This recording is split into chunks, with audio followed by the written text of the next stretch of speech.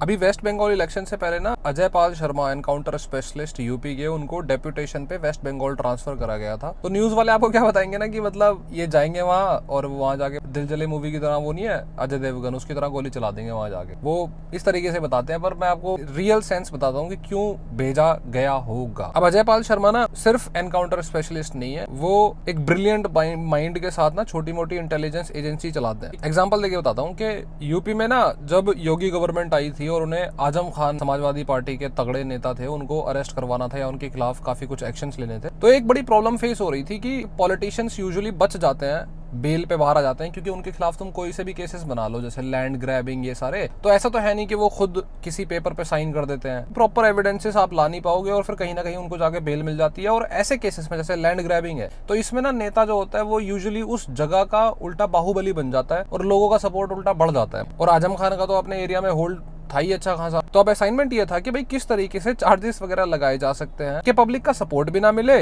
इज्जत भी इतनी ना मिले पब्लिक से, पब्लिक का जो बैकलैश आना चाहिए अरेस्ट होने पे या एक्शन लेने पे, उल्टा वो पब्लिक केयर करना ही बंद कर दे। मतलब एक तरीके से सिंपल बैड पीआर होनी चाहिए अरेस्ट होने के साथ साथ। तो अजय पाल शर्मा ने सीधे एक्शन नहीं लिया, उन्होंने वेट किया और इंटेलिजेंस इकट्ठी करनी शुरू करी। तो कुछ टाइम बाद उनको वो चीज मिल गई। मिली क्या कि रामपुर के अंदर ना एक मदरसा है, आलिया मदरसा, 250-300 साल पुराना है, या मे बी शायद उससे पहले का भी हो। मतलब नॉर्थ इंडिया का वन ऑफ द ओल्डेस्ट होगा। दुनिया के काफी सारे इस्लामिक स्टडी करने वाले लोग यहाँ पे आया करते थे पास्ट में, और यहाँ पे कई हजार ऐसी किताबें रखी हुई थी, मैन्युस्क्रिप्ट्स बोलते हैं जिनको, जो पर्शियन या अरेबियन लैंग्वेज में थी। अब वो जो आलिया मदरसा था ना, उसके अंदर से कई सारी मैन्युस्क्रिप्ट्स गायब हो गई थी। मतलब ये इतनी ऐसी मैन्युस्क्रिप्ट्स थी कि कहीं पे तो सोने की मोहरें और सोने के मतलब सोने की काम हुआ था उनके ऊपर। उसके बाद अजय पाल शर्मा की जो मिनी इंटेलिजेंस है उसने अपना काम करना शुरू कर दिया। एफआईआर रजिस्टर हुई आलिया मदरसा की तरफ से कि 9000 जो मैन्युस्क्रिप्ट्स हैं वो गायब हैं। उसके कुछ ही टाइम बाद में रेड पड़ी सीधे कहां, आजम खान की जो यूनिवर्सिटी थी, जौहर यूनिवर्सिटी,